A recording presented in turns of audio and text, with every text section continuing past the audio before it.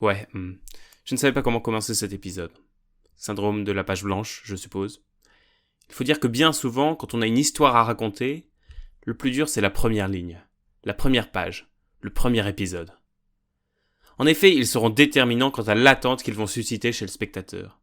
En gros, avec ce démarrage de vidéo, je risque déjà d'avoir perdu beaucoup de viewers. Sur YouTube comme au cinéma, ce sont les premières secondes qui sont les plus importantes. Il faut dire qu'on vit à une époque où n'importe qui peut trouver mieux que ce que vous avez fait en 10 secondes. Jour après jour, tout le monde est constamment confronté à des histoires et des récits, et les 500 chaînes de télévision, Netflix et les milliards de vidéos YouTube, TikTok et Snapchat n'arrangent rien à cela. C'est pourquoi dans cette vidéo, je vous propose d'analyser le premier épisode de My Hero Academia afin de comprendre comment faire pour bien commencer une histoire. Alors vite fait, pourquoi My Hero Academia ? Eh bien, parce que c'est déjà un début très commun pour un manga. Le chemin narratif est très classique, dans le sens où il suit des outils très pratiques et qui ont prouvé leur efficacité. Ce sera donc un bon exemple, relativement récent et qui parle à peu près tout le monde. L'épisode commence par une brève introduction du protagoniste, Izuku. On devine très vite son caractère bon et altruiste, car il défend un de ses camarades qui se fait frapper, alors qu'ils ne sont que des enfants. Izuku apparaît comme un garçon faible, pleurnichard, mais qui a un sens aigu de la justice et une volonté de faire. En face, on découvre le personnage de Kacchan, qui se moquera d'Izuku car il n'a pas d'alter. En réalité, cette première scène a pour but de définir les lois de l'univers dans lequel l'auteur nous plonge. Dans ce monde d'apparence relativement similaire au nôtre, on trouve des personnages qui ont des pouvoirs et d'autres qui n'en ont pas. On entend aussi pour la première fois le terme héros pour désigner Izuku. Cela nous montre le premier objectif qu'il faut avoir en tête lorsqu'on rédige le début d'une histoire. Définir le monde dans lequel celle-ci va se dérouler. Ainsi, le spectateur va tenter de comprendre les règles qui régissent l'univers dans lequel vous le plongez. Vous, l'auteur, devez donc décider de ce qui va être possible et de ce qui va être impossible dans votre monde, et le faire comprendre au public. Par la suite, ce dernier s'attendra à ce que vous respectiez ces règles, et toute entrave devra être justifiée. Si au milieu d'un film documentaire sur l'Égypte antique, vous voyez un elfe chercher des bières dans un frigo, vous serez perturbé et sortirez de l'histoire. C'est une incohérence. De la même manière, si demain, les Jedi de Star Wars se battent en utilisant la force pour manipuler leur sabre laser à distance, on se demandera juste pourquoi ils ne l'ont pas fait plus tôt. L'effet est raté car la suspension d'incrédulité est détruite. Le spectateur est prêt à accepter que des règles différentes régissent le monde dans lequel vous l'emmenez, mais cela à condition que vous les respectiez. Retenez donc que tout ce qui adviendra dans les premiers instants de votre récit sera vu comme structurant de règles. Est-ce que les humains existent ? Est-ce qu'on peut parler ? Est-ce qu'on peut voler ? A-t-on des super pouvoirs ? Y a-t-il du son dans l'espace ? Peut-on voyager dans le temps ? Etc. Alors prêtez-y attention. Bien souvent, les animés ont recours à une scène d'exposition.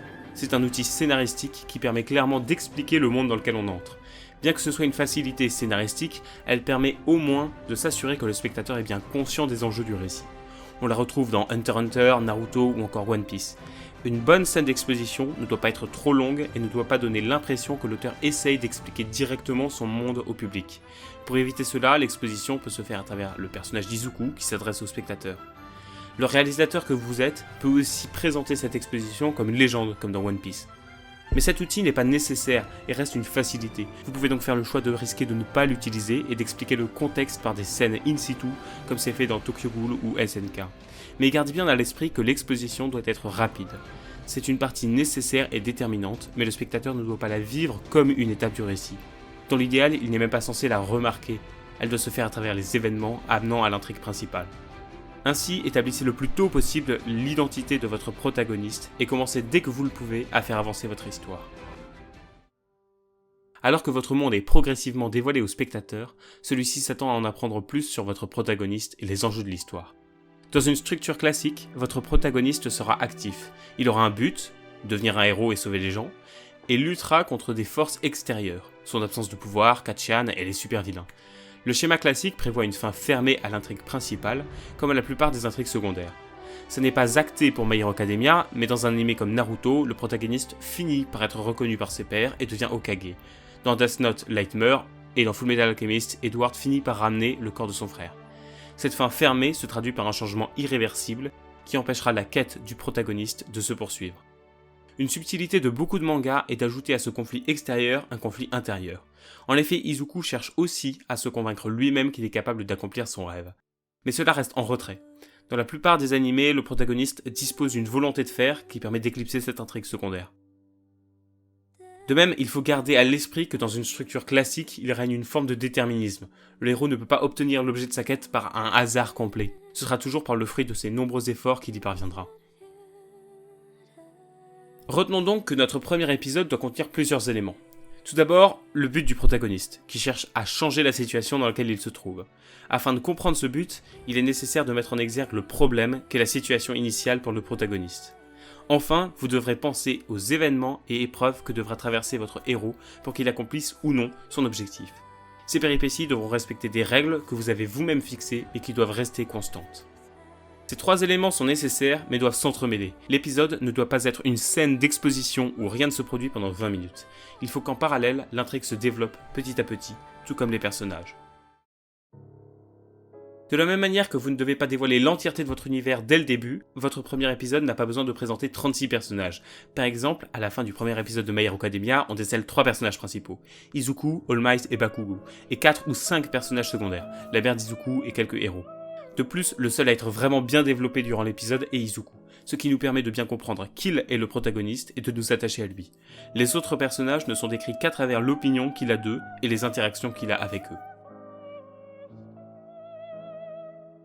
Enfin, pour bien finir un épisode d'animé, il faut donner l'envie aux spectateurs d'aller voir la suite. Pour cela, rien de mieux que le classique cliffhanger, bien souvent nécessaire à la fin du premier épisode. Cependant, celui-ci doit être bien fait pour ne pas paraître ridicule. Pour cela, Kohei Hirokoshi fait monter progressivement la tension. Si durant tout l'épisode, les autres personnages ont toujours affirmé à Izuku qu'il ne pourrait jamais devenir un héros, Deku pose la question à All Might lui-même. Et tout semble nous faire croire à une réponse différente. En quelque sorte, tout l'épisode semble mener à ce moment. Mais le climax est réservé pour l'épisode d'après. C'est une astuce très pratique dont il ne faut pas abuser, mais qui permet de fidéliser une audience.